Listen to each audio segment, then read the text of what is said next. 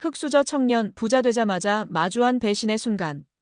부자가 되면 다 좋아질 줄 알았어요. 가난한 시절을 버텨낸 보상이 올 거라고 믿었죠. 근데 가장 먼저 깨진 건 사람에 대한 믿음이었습니다.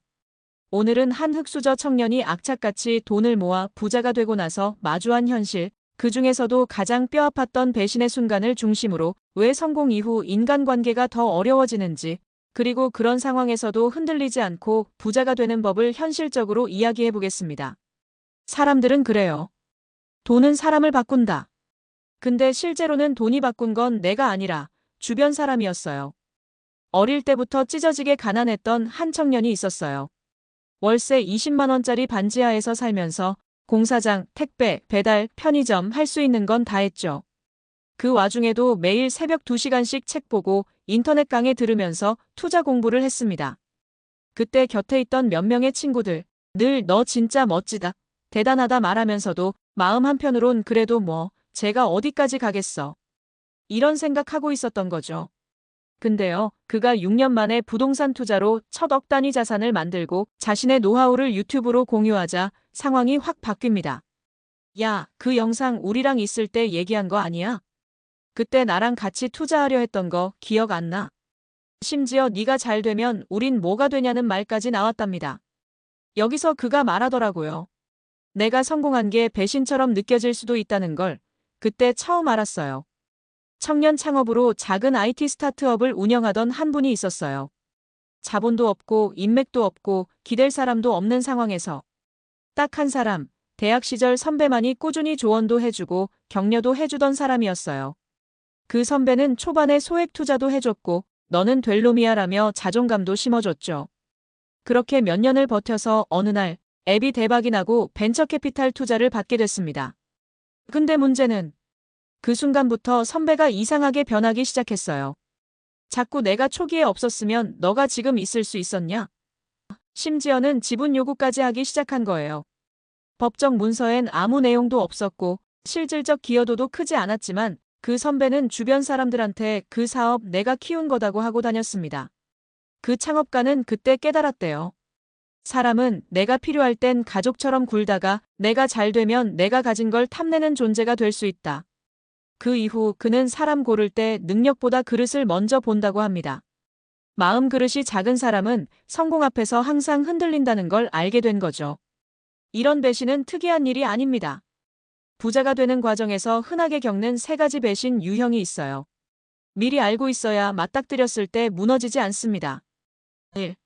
감정에 빚진 사람의 배신. 도와줬던 사람, 이해해줬던 사람, 늘 같이 있어줬던 사람. 그런 사람들이 내가 잘 되면 뭔가 받기를 기대합니다. 근데 그게 충족되지 않으면 실망이 아니라 원망으로 바뀌어요.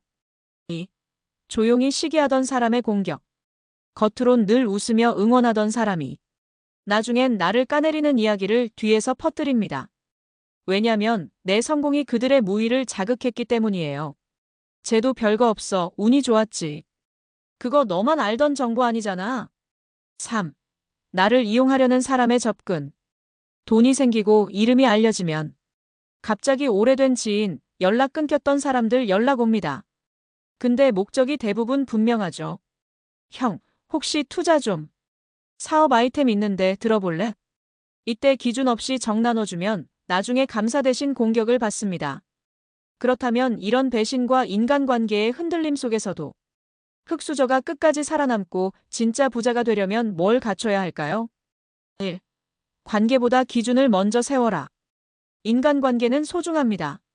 하지만 기준 없는 관계는 결국 나를 해칩니다. 돈, 시간, 정보 무엇이든 줄 때는 기준이 있어야 합니다. 감정에 휘둘려 결정하면 나중에 돌아오는 건 미움일 수 있어요. 2. 나눌 수 있는 건 정이 아니라 시스템. 성공한 뒤 누군가 돕고 싶을 땐 현금보다 기회나 방법을 나누세요. 예를 들어 사업 자금 빌려주기보다 같이 프로젝트를 해볼 수 있는 구조를 만드는 게 낫습니다. 그렇게 해야 도와주는 사람도 자립할 기회를 갖고 나도 관계를 건강하게 유지할 수 있어요. 3. 모든 배신은 검증이 부족해서 생긴다. 사람을 믿지 말라는 말보다 더 중요한 건 검증 없이 너무 믿는 걸 경계하라는 것. 특히 돈이 얽힌 문제에서는 서운해지기 전에 책임과 권한을 정확히 문서화해두는 습관이 필요합니다. 이번엔 좀 더 가슴 아픈 사례예요. 가정 형편 어려워서 고등학교 졸업하자마자 일터에 나간 한 청년이 있었습니다. 정말 악착같이 일해서 20대 중반에 자영업으로 성공. 그런데 문제는 가족이었어요. 어머니는 빚독촉에 시달리다. 내가 돈 좀 있으니 빚 좀 갚아줄 수 있겠냐는 부탁을 했고 그는 당연히 도왔습니다. 근데 몇 달 뒤 형이 또 다른 빚을 지고 연락이 왔고 이후에도 가족은 반복해서 그를 돈줄로만 보게 됐어요. 그는 말합니다.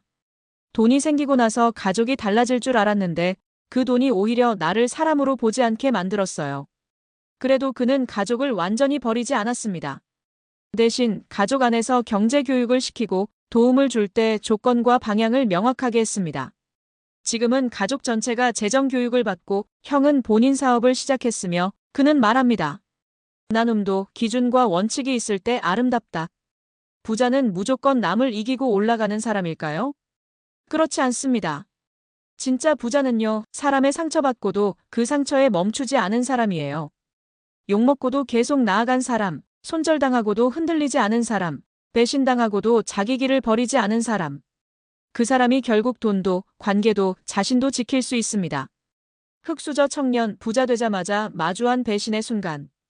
이건 누군가의 특이한 경험이 아닙니다.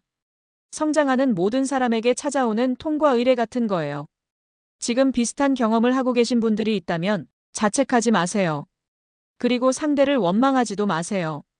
그저 당신이 이제 한 단계 올라섰다는 증거일 뿐이에요. 돈보다 더 귀한 걸 지켜내며 부자가 될 수 있길 진심으로 응원합니다.